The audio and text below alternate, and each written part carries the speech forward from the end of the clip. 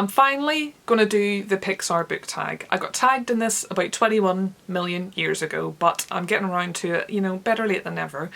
So Jasmine from Jasmine's Read, she tagged me in this. I will link her down below. Go check her out. She's wonderful. And let's get into the tag, shall we? Cars. Name a book in which the characters go on a long physical journey. The Hobbit. I'm not going to go into what this book is about. I just kind of wanted to use this as an opportunity to say that I love this book, so I love this book. Inside Out. Name a book about the mind. In Therapy. So this is a book that was actually originally a radio drama on BBC Radio 4, but then they decided to turn it into a book format as well. It was published by the Wellcome Collection. It's quite a simplistic book, but it was an interesting one. It was very insightful, and basically it includes a number of different made-up case studies, and it allows you to see what happens in therapy. It allows you to understand what a therapist might be thinking in a session. I found this one quite insightful, and I think it definitely portrays therapy in a more realistic way than sort of the general sort of setting that you might see on TV and in film. I think that this really shows you what it is like. It's not a book that goes majorly in depth, but I don't think that that's the book's intention. I think the whole point of it is to actually simplify therapy. It's not there to throw a shit ton of psychology jargon at you. It's there to sort of bring things onto a level that's really easy to understand. I really think being a therapist would be quite exhausting because you're really picking up on these little moments, and this book shows that. It shows how the subtle moments can really say a lot about a person and their experiences. There's a whole mix and array of sort of experiences that are in here, so it's not just about one type of person. Every person that is in this is different, so it felt very well rounded on that front. Monsters Inc. Who or what is your most lovable book creature? I have chosen a clockwork pet octopus because who doesn't want a clockwork pet octopus? So that I can't even say the fucking words. Clockwork Pet Octopus. So this is from the Watchmaker on Filigree Street. I realised I don't actually own this one. I think I must have borrowed it. Yeah, I borrowed it. I should own that really. I really enjoyed it. It's quite a genre-bending book actually. It's mystery, it's history, and rhyming. But yeah, it's this sort of historical mystery adventure story with elements of magical realism. It's set in Victorian London and Japan during the Civil War, so it's a really interesting setting. It tells the story of this guy Thaniel who finds a watch that he is unable to open no matter what, until it opens by itself seconds before a bomb goes off. So then he becomes obsessed with wanting to find out who this watchmaker is, so he tries to track this guy down. I love this book, and I do also have Natasha Pulley's second novel, which is The Bedlam Stacks, so I'm looking forward to reading that one as well. Finding Nemo. Who's the best book dad? Sirius Black from Harry Potter, because he is one of my favourite characters, and to be honest I found really hard to think of an answer to this question and the next question. Can I just point out that parents are absolutely fucking shit in books, so yeah, I'm going with Sirius Black. Brave.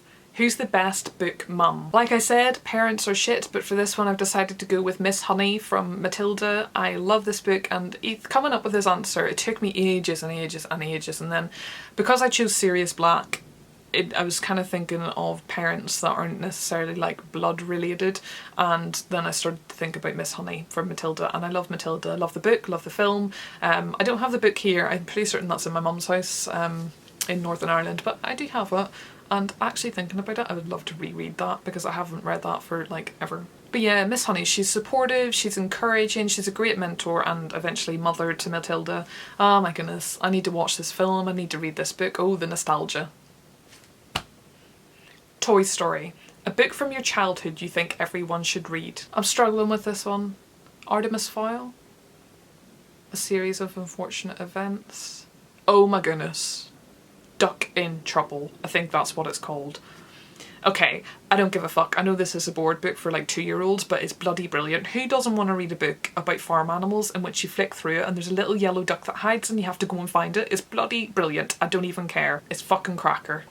The Incredibles. If you could have one superpower or ability from a book, what would it be? I've decided I want to be a female wizard, just like S. Karina Smith from the Equal Rights book in the Discworld series, because she's badass and she's basically like, well, why the fuck can't a female be a wizard? And I was left feeling the same way.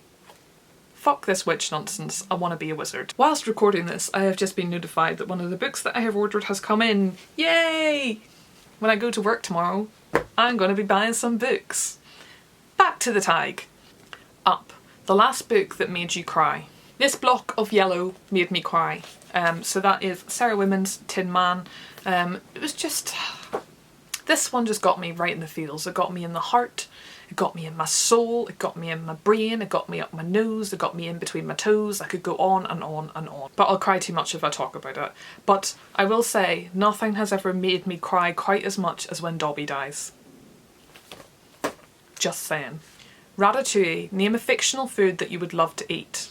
Rainbow Fizz from The Solitaire Mystery. This is such an underrated book that no one seems to know, but it's bloody brilliant. I'm telling you, it's great. It's this sort of fantastical philosophical adventure story. It's just wonderful.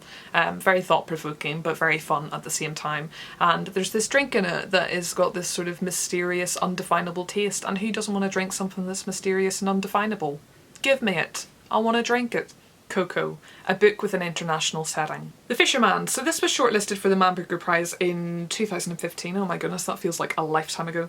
So it's set in Nigeria and it tells the story of these four brothers who encounter this crazy dude who basically tells them that the older brother is going to be killed by another, and they get really obsessed by this prophecy and it kind of leads to this destruction of their family.